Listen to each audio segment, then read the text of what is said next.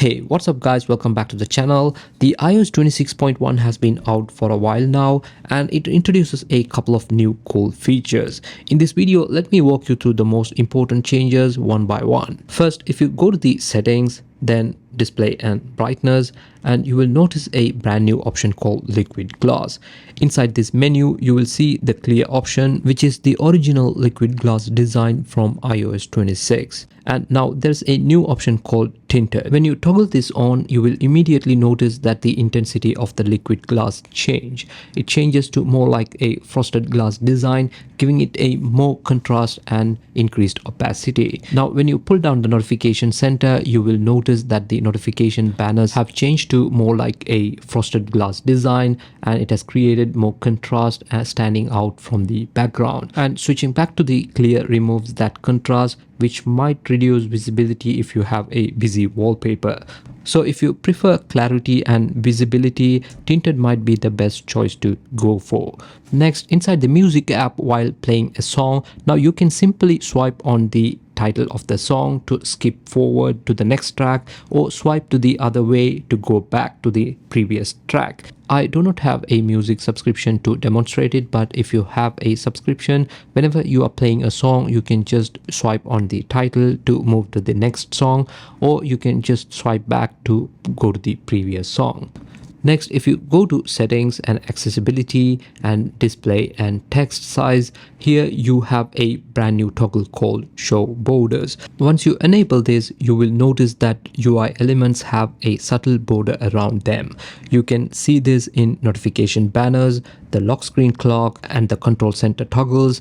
Anywhere liquid glass UI exists, this applies even inside the music app and the phone app and more. Next, your iPhone launches the camera when you swipe from right to left on the lock screen.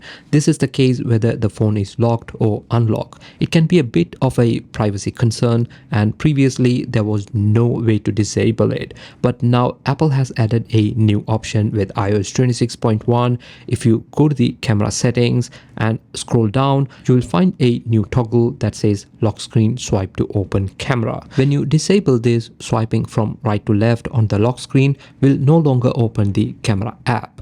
So if you swipe here, as you can see, it will never open the camera app ever again.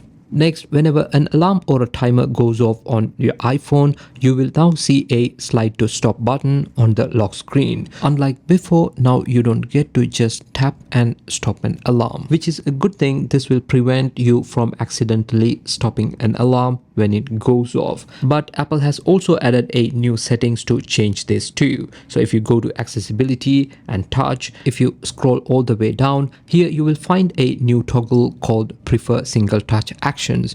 Once you turn this on, next time your alarm goes off, you can simply tap to stop instead of sliding it. This is useful if you are used to quickly tapping the alarms in the morning. Next, the number bubbles in the phone app are now using the liquid glass design. Before this update, it was like a flat frosted style, but with the iOS 26.1, it now matches the new design aesthetics. Next, in the phone settings, there's a new haptics option. This displays a haptics whenever a call is connected or dropped.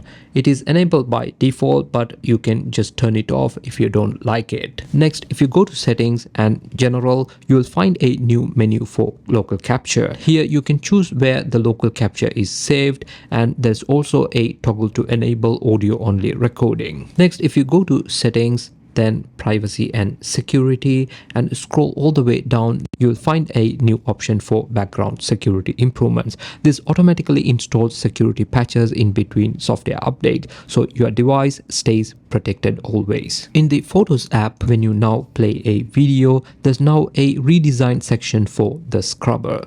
So when you tap on the timeline, you will see a small pop-up animation with the timer at the top, and the mute and the pause buttons are now moved to either sides.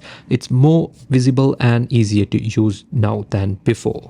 Next, in the home screen, if you open a folder, you will notice that the title has now moved closer to the icons, and also it is now left aligned instead of being centered. The same applies in the settings section. The section headers are now left aligned. Apple has also improved the lock screen wallpaper depth effect. If you have a wallpaper just like this, you can now get a better layered depth look.